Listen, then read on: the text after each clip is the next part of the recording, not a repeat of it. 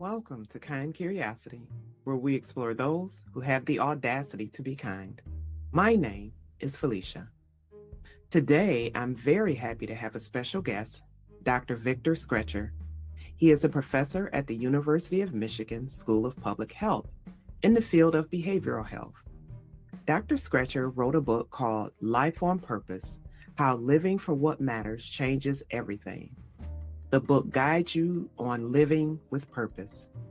Vic, thank you so much for joining me today. Thank you, Felicia. Looking forward to it.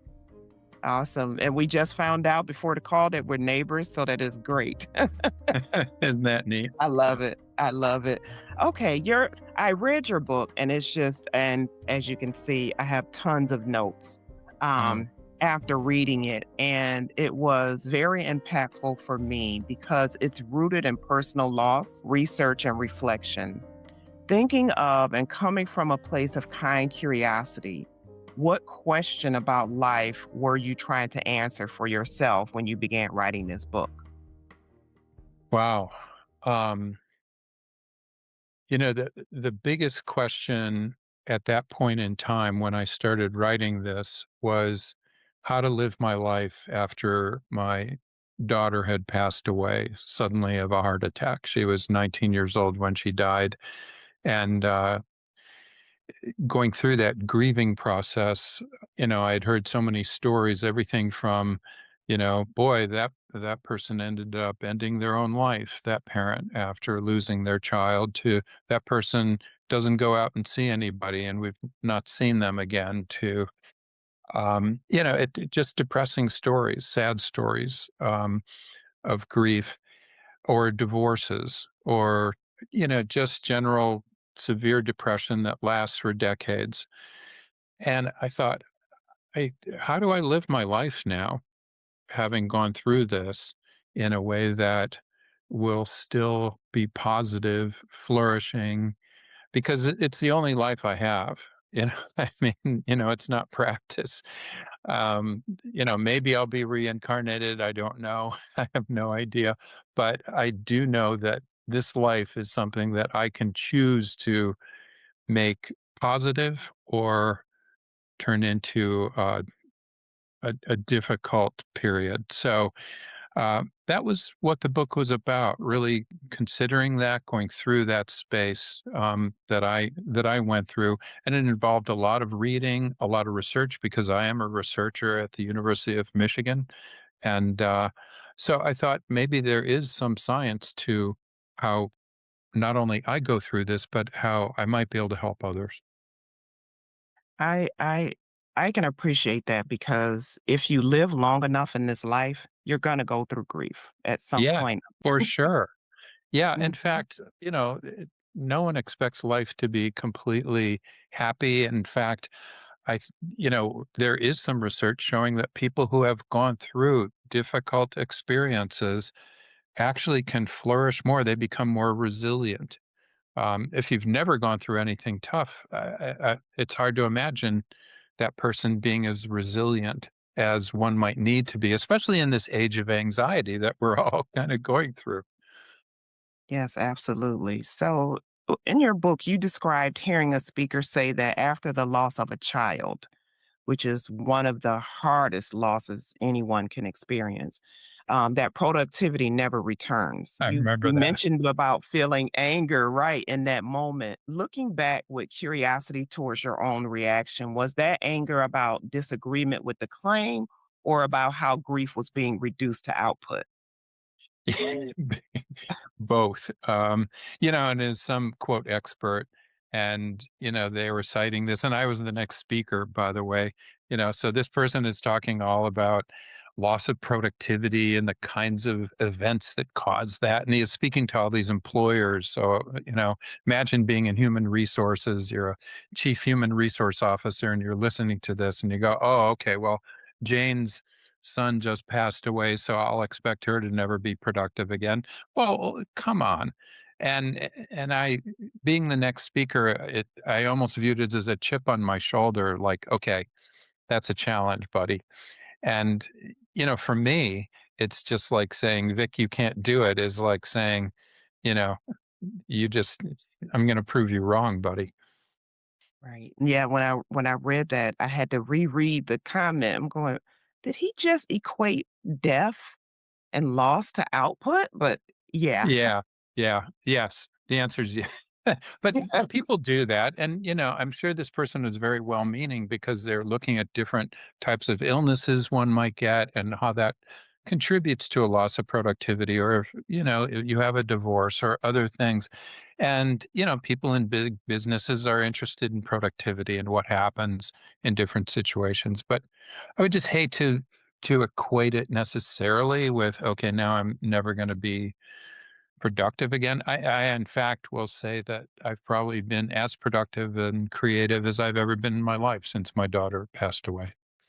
Yeah, I would agree after reading the book, I think, and one of the comments you made, I'm jumping way ahead, but I have to say it because it aligns with what you just said about how you treat every student that comes into your classroom as you would your own daughter. And to me, that is definitely an increase in output because that can be difficult to do. How do you manage that? Yeah, especially when you have 200 students. It's, and every student, has a story. Every student. I'm not going to connect with every student, but at the same time, if, uh, well, I think I'm not sure I have told anybody this before, but in the beginning of a class, I'll sit there and I'll look out on my students and I'll think to myself, and almost in a meditative way, you're all my daughter. You're all Julia. And when I look out at them in that way, I suddenly have a mindset shift where I try to be suddenly more caring and a little more constructive if somebody says something that I, you know, may not totally agree with or whatever. Um, if somebody comes up afterwards and says, I'm having a hard time with X, Y, or Z, I'm going to try to be a little more sympathetic. But at the same time, I'll say this, just as I might treat my daughter sometimes if she would kind of slack off in some way, I'd go, it's important that you don't slack off here. It's important that you pay attention. It's important that you get, that you prepare for a paper or any type of assignment or a test well before the time that it's due, things like that. And so I'm not, I may cut some slack, but at the same time, I'm going to make sure that I'm trying to help them, not so that I get a better evaluation from them, but so that they become a better human being 10 years from now. That's what I care about. What are they going to be like 10 years from now? Not right at the end of the class. Will they like me or like the class? I almost don't care about that. Just like a good parent, probably parenting is more important when you think about what is my child going to be like 10 years from now, as opposed to, will my child like me right now? That's not the job of a parent. I 100% agree. I am a mom of 3 Yeah. girls. They're all Yeah. grown now. They Yeah. all graduated college, and I would always tell them, "I'm your mother, I'm not your friend." Yeah, and you nailed it. And as a professor who wants to teach as if these people are very special to them, I know I'm not their father, and they know I'm not their father. It's creepy even thinking about that sometimes, but at the same time, I will treat them with the care that I might as a father. And in doing that, then I'm going to think about what they might become, what they could aspire to, maybe even push them a little bit beyond their own current level of confidence or self efficacy, above and beyond their aspirations. And I love it when that happens. So, how did that moment of losing Julia reshape the way you think about kindness, not as sympathy, but as restraint in how we speak about each other's pain and our own pain? It's funny you mentioned that, Felicia, because my wife and I both have talked about this. We found that for the first 3 to 6 months, we were spending time helping other people feel okay about this situation. People felt uncomfortable bringing it up or talking to us um, sometimes. And so we found ourselves needing to express kindness to others and compassion to others and help them get through because other people were grieving too. Our friends were grieving for our daughter. Certainly the rest of our family was. So we found ourselves spending quite a bit of time just making them feel okay about everything. Julia's friends, when we came back from the Caribbean and Julia had died in the Caribbean, I think it was literally the first or second night. A lot of Julia's I get emotional thinking about this. I haven't talked about it, but I remember a lot of her friends just wanted to congregate in our basement and hang out and talk about her. And it was very special because my wife really facilitated that conversation because they needed to get through that. But, having a mother being able to do that, that's pretty special.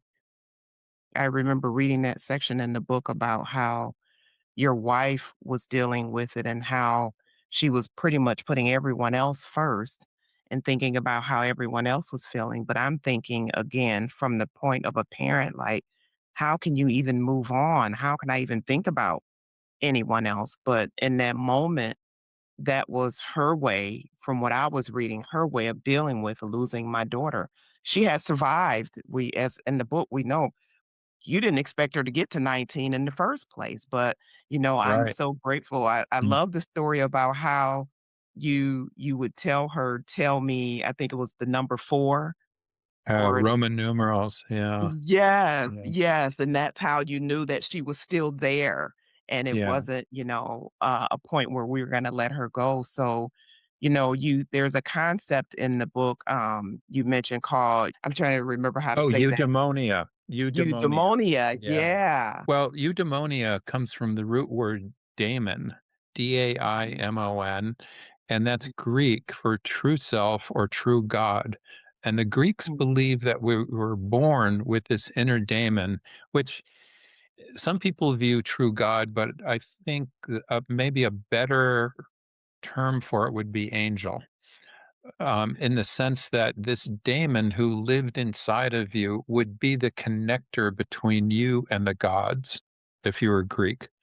So these ancient Greek gods, and so the daemon would be kind of your consultant. It would be your conscience, maybe. And uh, Plato once said, "Person who is in touch with his inner daemon is truly happy." And so eudaimonia is happiness through being in touch with your true self, with what the gods would want you to be. And I think that's interesting because there was an alternate word too, hedonia, and that's being hedonic. So we all know about hedonism, and that would be the search for immediate pleasures. So that could be more money, more fame, more, wonderful vacations, uh, all of those things that create immediate pleasure for us.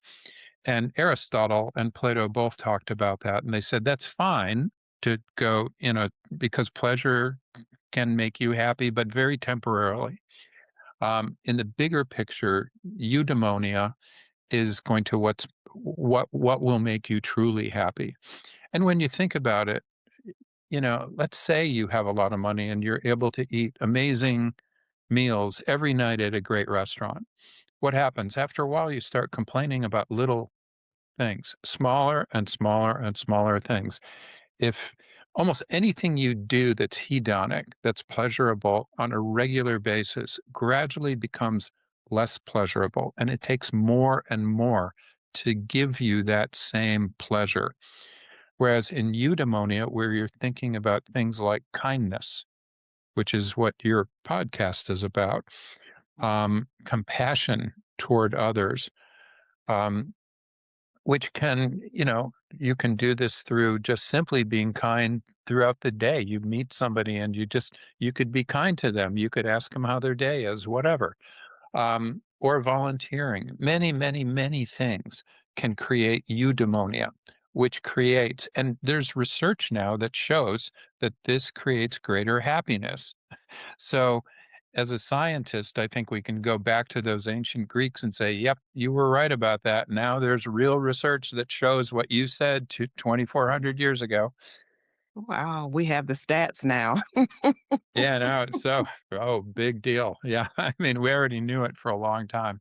Major religions talk about this too. It doesn't take a research study to show that, but in a way, for some people, it might. And we actually find that that sort of eudaimonic well-being actually creates greater expression of antivirals in your bloodstream, in your body, so you're better able to fight off viruses. You know, and fewer pro-inflammatory cells. And inflammation is good. If we get a cut and suddenly we're bleeding, you want our skin to inflame. But inflammation in a bigger way causes arthritis. It can cause heart disease. It can cause some cancers. There's all sorts of problems that inflammation causes.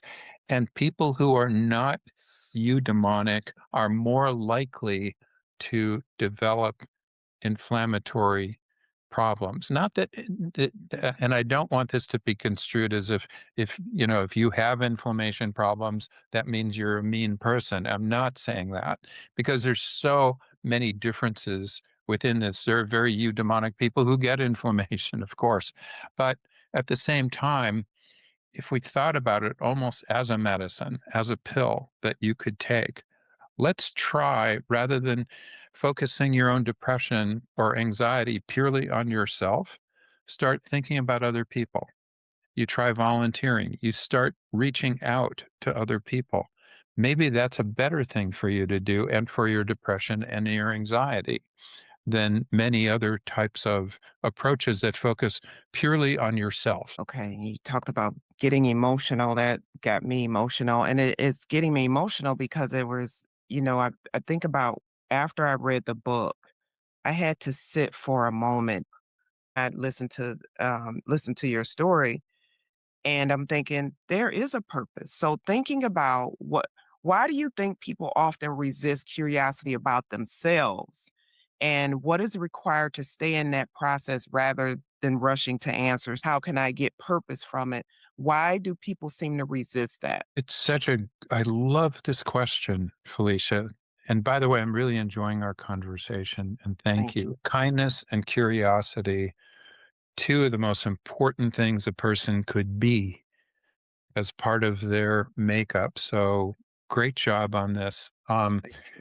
I think my response to that is people don't want to examine themselves because they're worried about what they might find.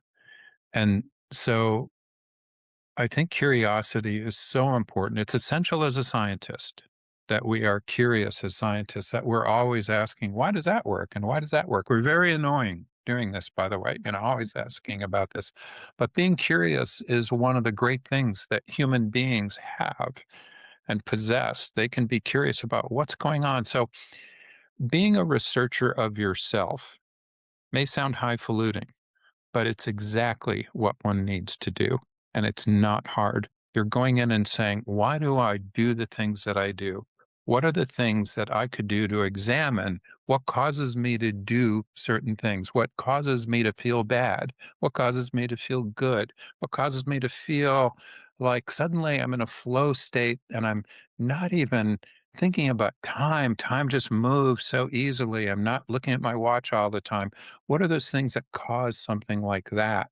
How do I get more of that? How do I move into this state of flow where everything is just moving so easily? How do I jump into that river and move with the current? And then maybe that river branches off into a stream, but I'm still going with that current because I'm curious about that stream. I want to see where that stream goes. And as opposed to always fighting the current, or just staying in the same river and going, "Oh, I'm pretty happy where I am. I'm okay. I don't want to go into this stream and explore something new." Well, maybe exploring something new could be pretty exciting and interesting and make you a more interesting person too. So many of my students are, for example, pre-med students. That's great. I want to be a doctor. Um, and they struggle because it's very hard to be a doctor. It's hard to be a pre-med student. You have to get really good grades. You have to work your butt off, etc. But I say, okay, after you graduate, what if you were to take time off, work for the Peace Corps, work for some, Teach America, do something, volunteer, find people who are not like you and work with them, learn more. You know what? You're going to be more likely to go into med school. Or if you want to get an MBA and go into business, you're going to be a better business person. You're going to be more likely to get a job because you have a story to tell now in your interview. You can relate. When people just say, "Oh, I spent 4 years and I got, a B plus average and blah, blah, blah. And then I went to get my MBA in business school." There are millions of those people. Be interesting. People are interesting when they have stories to tell that are not like everybody else's stories, Yes, I and that completely involves agree with you. curiosity. You have to be curious, and doing it with kindness is even better. Look at what you're doing, Felicia. You've just built a podcast. That's not an easy thing to do, and I really appreciate a person who does that because not simple to do, and here you are going, "I'm gonna just" that is a stream that you've taken off the river of your purpose. I love Yes, that. yes, I agree. Thank you so much. Thank you so much. There is another term that you had in there called post-traumatic growth. Yeah. Is this the same or similar to the phrase, "What doesn't kill you makes you stronger"? Well, it does kind of turn out to be that. One of the questions often that we ask to identify post traumatic growth, I like to ask, and you can ask your listeners, um, what's a time in your life when you felt you grew the most as a human being? And usually it's not, I was sipping Mai Tais out on the beach, you know, getting a suntan, or, on some vacation where I was doing nothing, or I was watching a football game. All those things are fun and they're great to do. I'm not saying don't do them. It's just that my growth experiences have usually been around the toughest times of my life. That's right. I agree. So, from the lens of kind curiosity, what does post traumatic growth ask of us when we encounter someone else's suffering? Not advice, not optimism, but presence. Wow. I love the phrase you said, "What does life ask of us?" This is something that Viktor Frankl asked too Mm, when he went through 4 concentration camps. He wrote a book at the end, Man's Search yeah, for Meaning. But he said we should not be asking what we should ask of life. We should ask what life asks of us. Not unlike when John Kennedy said, "Do not ask what your country can do for you, ask what you can do for your country." So ask what you can do for life. What can you do for humanity? What can you do for your community? What can you do for your family? What kind of example can you set for other people? One of the things I guess I try to do in my book and in my life is to let people know who have gone through difficult times that it doesn't necessarily kill you, that you actually can grow from this experience. And I have my personal life to, you know, hopefully as an example of that. There's no doubt I go through very, very difficult times, as my wife does. And there are certainly triggers that set things off. But moving through that and not letting it crush you, and in fact, trying to grow from it and learn from it and be curious. Why did that, why'd that bother me? Why, those are things that I believe make a person stronger. And I know it's made me happier. I will say that. mm, that's interesting. How okay, I have to take that stream. How has it made you happier?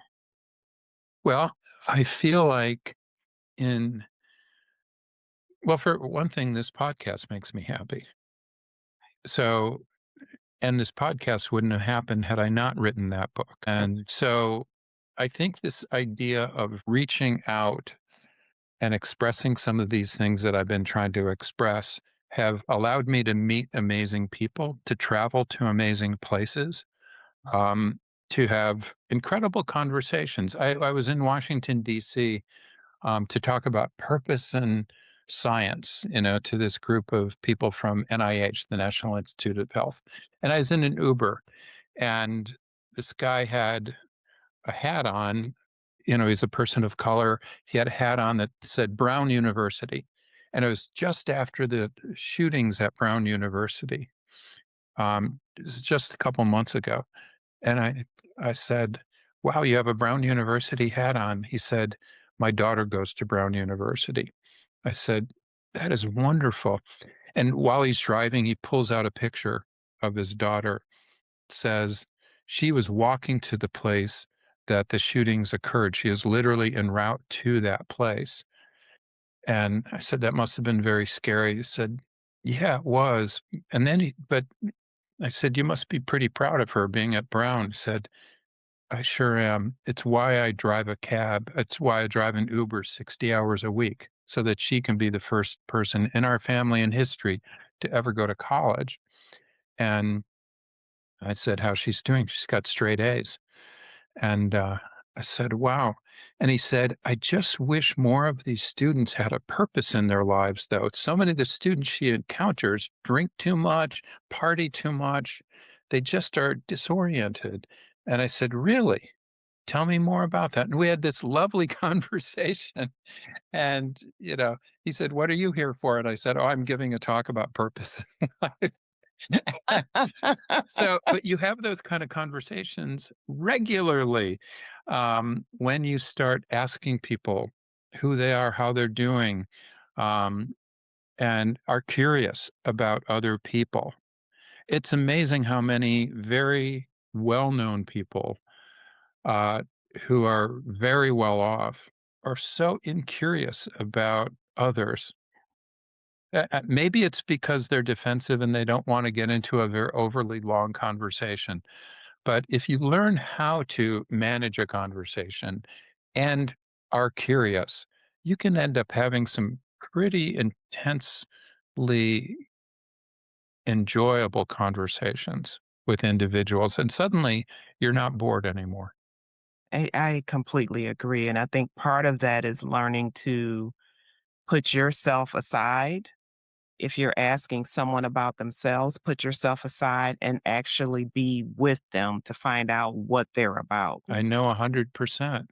Yeah. Mhm. So I don't know. That's kindness as well. Being a good listener, making eye contact with a person turns out to be really, really important in a conversation. So, um, but lending your time to them, to listen to them, to hear their story can be important. But a great conversation is when both people are kind and they're interested in each other. And that's really fun. And those are what I would call friends then. Yeah, yeah, those are good I have a few of those conversations, and I love them. When someone is struggling to hold on to hope, what does kindness look like and how we help them reconnect with purpose? Hope is a complicated word, and it's a beautiful word because I think it goes well beyond optimism. A lot of people equate optimism with hope, but optimism is just saying, well, maybe good things will happen. Hope is a little different. Hope is having a vision and purpose for the future, but at the same time, having some confidence in what we in psychology called agency. You have the ability to be able to make that happen. And let's put this into four cells. A person who might have a lot of vision or no vision, or a little vision, and a person who has a lot of confidence and agency or a little confidence. If you don't have either, we would call that person hopeless. If we have a person who has a lot of confidence and agency but no vision or purpose, we call them aimless. Many people I work with have a lot of purpose and vision, but don't feel confident or agentic. We'd call them helpless. What we want to do is find out where they are first and maybe help them become hopeful. Hopeful would mean I have a vision of where I want to be, and also I have confidence and agency. So if you're a 5-year old and you're watching your sister ride her bike to school every day, and you go, I hope I can ride a bike to school like that. Well, that that little boy, that younger brother sees, oh, that's the vision. I want to ride my bike. And also I better learn how to ride that bike. And so they need confidence and agency to be able to do that. So then I become hopeful to be able to ride my bike. I'm not going to be hopeful until I have that. I know where I want to be.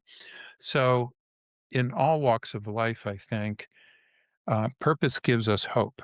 I have, and I think I quoted my friend James Aranetwe from Uganda, and he was born very, very poor, and he became a quote AIDS orphan. Um, his parents both passed away, and his grandmother literally walked him and maybe bust him. I don't know, but he says walking 300 miles to Kampala, which was the capital of Uganda. They sat outside the palace of the prime minister, and it took almost a month of sitting out there and asking every day, could my son see, the prime minister? And finally, they said, the wife of the prime minister will see, but only the son. You can't even go in, grandmother. So he went in and he was a young kid. And this woman asked him a bunch of questions and said, okay, we're going to give you an education. And as a result, he is now amazing. He's an amazing guy, and he created Teach for Uganda. And I asked him, I said, do a lot of people tell me that purpose is at the top of the pyramid? It's after you've gotten everything else. And then people say, what's my purpose? And he just laughed and he said, maybe you Westerners think that way, but that's not how we think. Purpose gives hope. It gives hope to the poor. It's essential. Wow. Wow. I like that. And I guess, only being my bubble is the West. Um, I never thought about that. You're right. Because I do think of the hierarchy of needs. I have food, I have shelter, I have love. And then after that, then purpose comes along. Yeah, right, right. And I think James was saying, purpose is really absolutely at the core. It's a core need. Viktor Frankl said it's a core drive that we have. We need to have purpose, and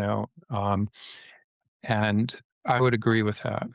It's very I, important. I agree too. And I think it was one of the stories in your book about someone who was in a concentration camp and having purpose. And you would Yeah, think, right. you're in a concentration camp. How can you have purpose? But it makes sense to me now, using that example, that it's just here. We put it at the top when it's actually at the bottom.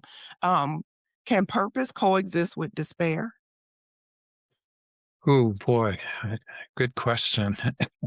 You've asked a lot of hard questions here, Felicia. Um, I would say that a person could feel hopeless, or they could feel helpless Mhm, in that they might have a strong purpose, but not feel like they can get there.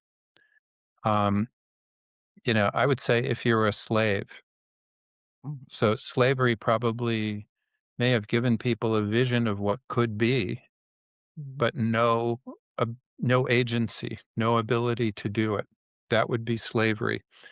And in fact, Aristotle talked about that. He said anybody can develop eudaimonic happiness, maybe except slaves. Now, other people have argued. There's an ancient Greek. His name was Epictetus, and he was actually a slave. And he grew up as a boy. His quote master beat him so severely he became crippled in one leg, and he basically said, and he developed Stoic philosophy, and he basically said everything has to be interpreted by you ultimately, no matter how bad things are. It all goes through your head, and it's all your interpretation of reality, your interpretation of what's happening. So you can decide to be free in your own mind, even Mhm. if you're a slave. And that's something Epictetus talked about. I can't Wow. speak to that, not having been a slave, but Right. I think it's an interesting question. Could you have despair and purpose at the same time? I think very possibly you could. And imagine slavery being that way. Mhm. Um, so I suppose I don't know whether you think, Felicia, about your ancestors. Were your ancestors slaves here in the United Yes, States? yes, and I can see them coexisting. I absolutely can I could because it's see what that too. allows so many of them to escape. So, yeah, I can definitely see that. Yeah. Yeah. So I suppose you can. Really Mhm. interesting question you ask, Mhm, mhm. Um, that brings me to the shift and persist model. which is very How much does what we've just been talking about. Stoicism is a exactly. shift and persist model. Right, right. So how does kind curiosity help people shift without minimizing their lived experience? Yeah. Well, first of all, I don't think you want to minimize your lived experience. You want to accept and understand that. But I think the idea that we can interpret that in a different way, that we can change, is important. A lot of people feel like everything is determined for them. And I know a lot of people feel that way after they've lost a loved one. You know, that's it. There's nothing I can do about that. And the idea that you actually can is important. The beginning of my book, which has me out 2 miles out in Lake Michigan in a kayak, um, a few months after my daughter had died. And it was in northern Michigan. It was in the springtime, and it was at 5:15 in the morning, and I was considering continuing to kayak 84 more miles to Wisconsin, which of course I never would have achieved. I would have died, but it was a thought.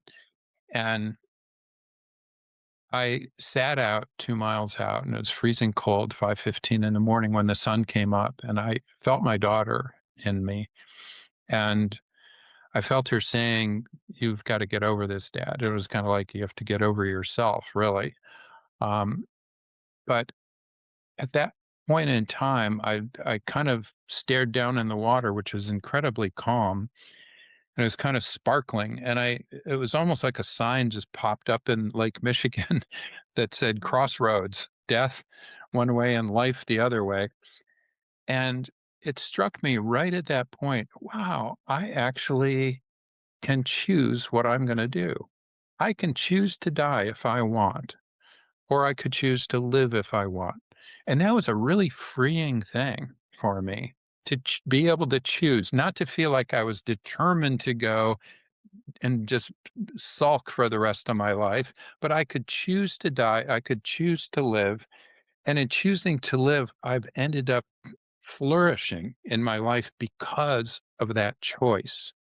So I feel so much better that I had choice, that I recognized choice in my life, didn't feel determined by the forces of my environment, and could do something with uh, my own vision, my own purpose. Yeah, and that so I had a question, and I think you actually answered it is, did your research find that people confuse acceptance with giving up? So you accepted the fact that your daughter, Julia, had passed on, but that crossroads when you're on the lake and you're like, "Okay, I can keep going," which meant almost certain death, or I could do what Julia just said, "Hey, Dad, get over it." Yeah. Does your research find that people confuse the 2? In fact, there is a therapy, Felicia, called acceptance and commitment therapy. And it's Mhm. one of the most powerful therapies. You can look it up, ACT, Acceptance and Commitment Therapy. And the whole idea, like shift and persist, you accept the fact that things have, that you're in a difficult situation. But the more you fight that situation, it's almost like trying to fight quicksand. when you're sinking. You just sink further sometimes. If you accept the fact that you have had this bad experience in your life, but you also commit yourself to a purpose that's bigger than yourself. That seems to be healing for people. And this is ACT has been tested a lot, especially with people suffering from depression or anxiety, and it works extremely well. So I'm a big fan of ACT because of this commitment idea, but also of the fact that maybe I have to accept the fact that I'm not going to constantly fight every stressor in my life. If I'm always fighting every single thing that bothers me, that's all I'm doing then. Yes, I agree. And then what time are you wasting?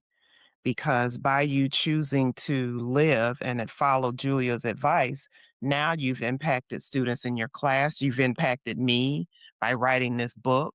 So, not focusing on, oh, my daughter passed away, but what can I make of that? You've now impacted other people. And I appreciate that. So a lot of people lately have lost jobs.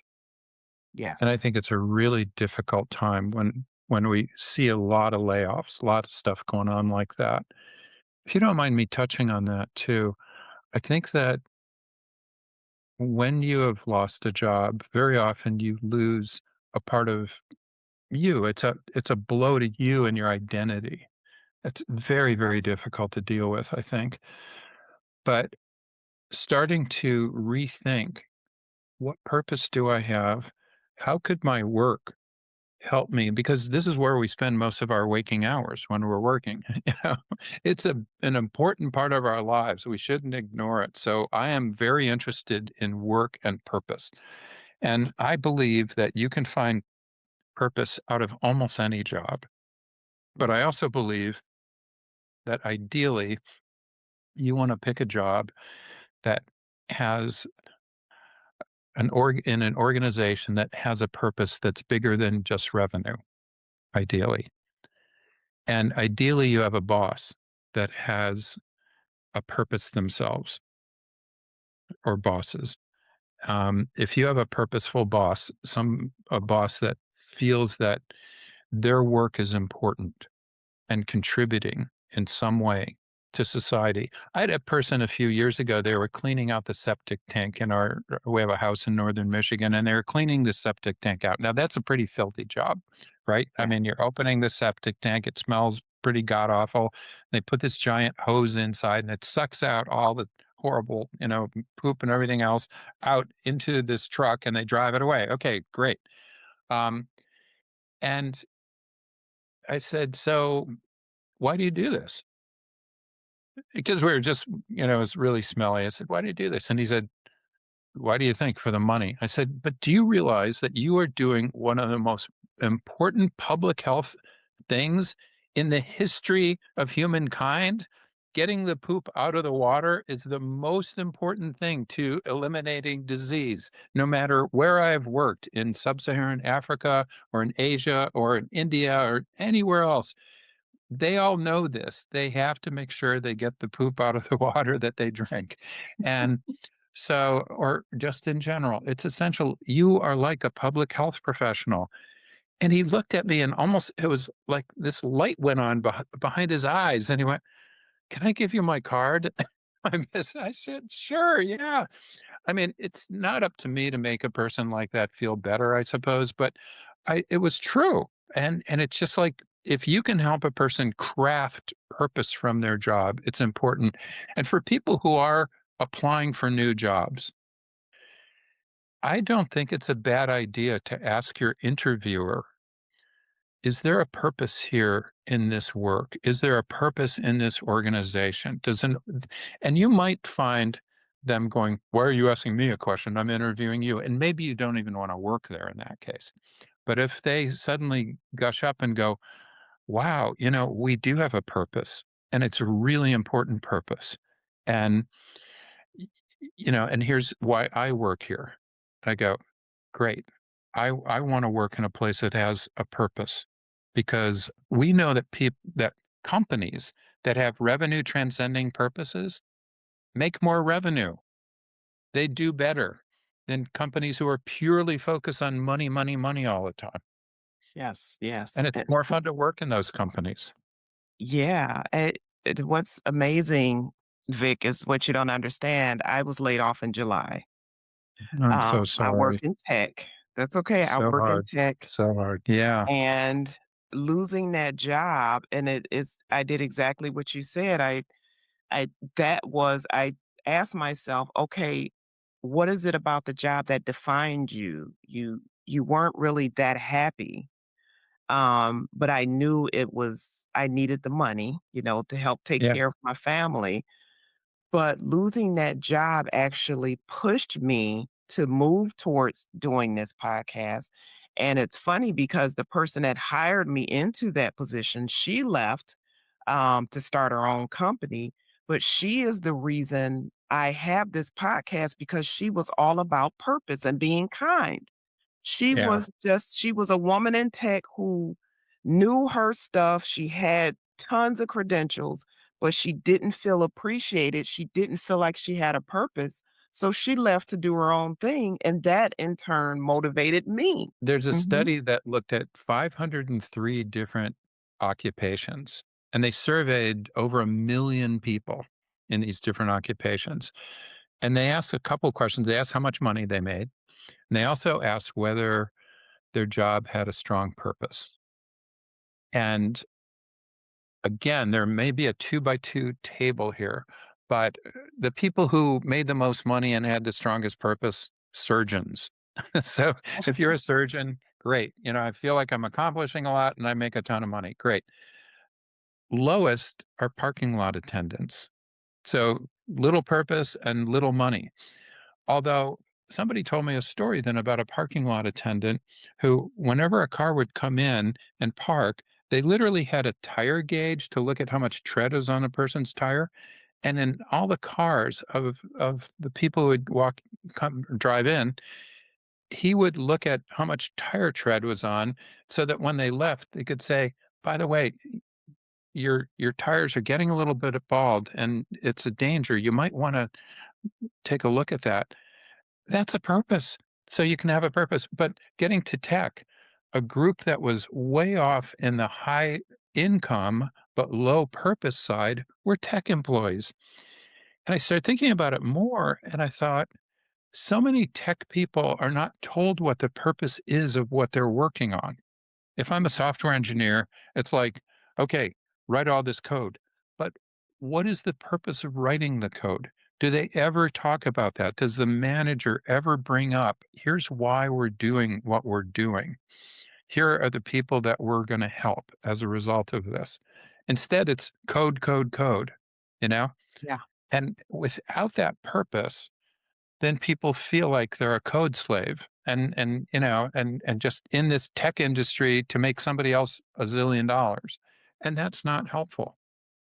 Yes, yes, I agree. Just thinking back to what you said, now moving forward, I am gonna look at, okay, what is this company's purpose? Do I wanna work Yeah. there? I mean, I'm at a point in my life Yeah. because my girls are all off on their own, I don't have to just take anything. I can be very You can select. choose. Yeah. You Yes. can choose.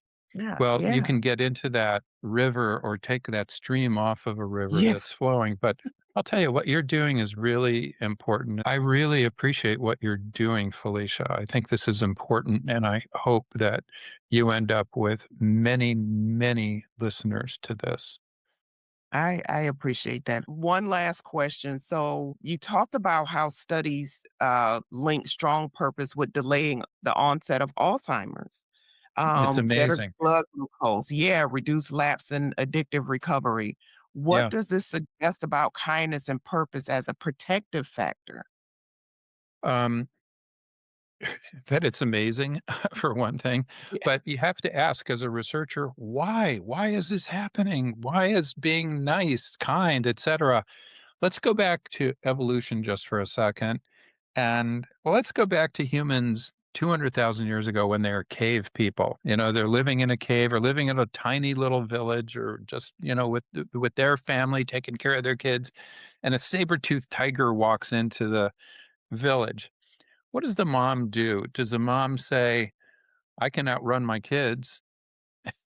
And, Right. in which case, the kids become food for the saber-toothed tiger. No, probably the mother says, you kids run. I will take care of this. And of course, she'll get eaten. But the kids go off, see other kids. They have more kids and they have more kids. In other words, they're more likely to survive if they are compassionate, if they're giving, if they're pro social, if they're thinking about things bigger than themselves. They survive. This is an evolutionary selection effect. We see rats more likely to open a cage to allow their fellow rat to go out and share chocolate chips, and rats love chocolate chips. We see bonobos, elephants, whales, other animals engaged in pro social behavior. This comes from our evolutionary makeup. If we are kind, we're more likely to be selected for than if we're mean and evil. So, and that's a real misconception that people think evolution is just about, killing everybody else and survival of the fittest because I'm stronger and bigger and I'm going to kill everyone else. It turns out that we're so social because we are actually weak. We're much weaker than chimpanzees. We're much Yeah. weaker than other animals. And if we don't talk to one another, which is why language, developed, we were able to talk with one another and communicate and, socialize.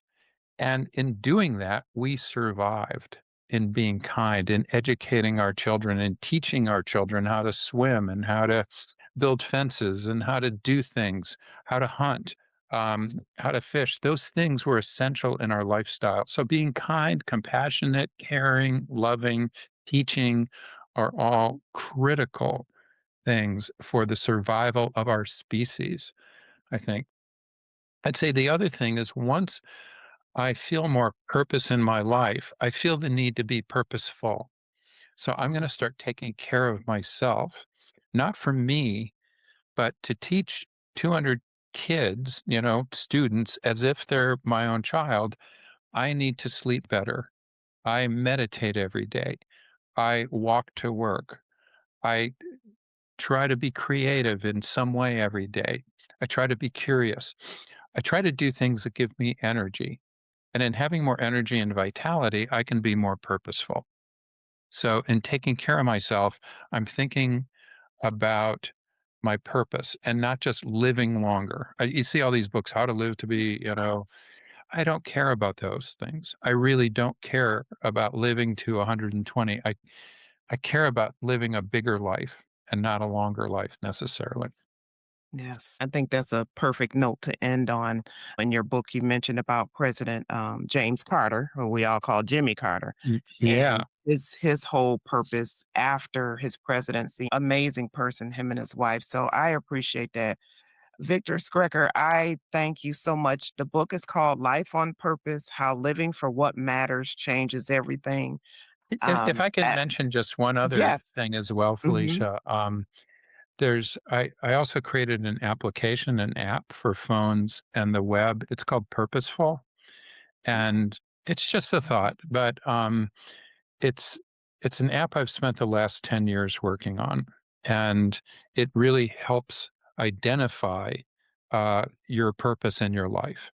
It starts off by saying, "What picture do you want on your purposeful app?" You might put your daughter, or Nice. you might put someone who you care about, and you can put multiple pictures in there. But it asks you a lot about your life, like what roles do you have in your life? What are your strengths? Um, and then what are some of the things that are priorities in your life that you'd like to work on?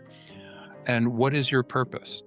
And through all of that, what we do is help a person not just find a purpose, but to become more purposeful. So between the book and the app, my intention is to help a lot of people, hopefully, to reach a lot of people in becoming more purposeful in their lives. And I think as a result, we might hopefully have a better world. But I can only do that through people like you, Felicia, who have taken the time to improve themselves. And I thank you so much. Oh, thank you so much. And I will put the link to the book and the the app in my show notes because I Appreciate it. really do appreciate what you're doing. I'm Felicia. Thank you for listening. This is the Kind Curiosity Podcast where we have the audacity to be kind. If this episode resonated with you, please like, share, leave a comment. Until next time.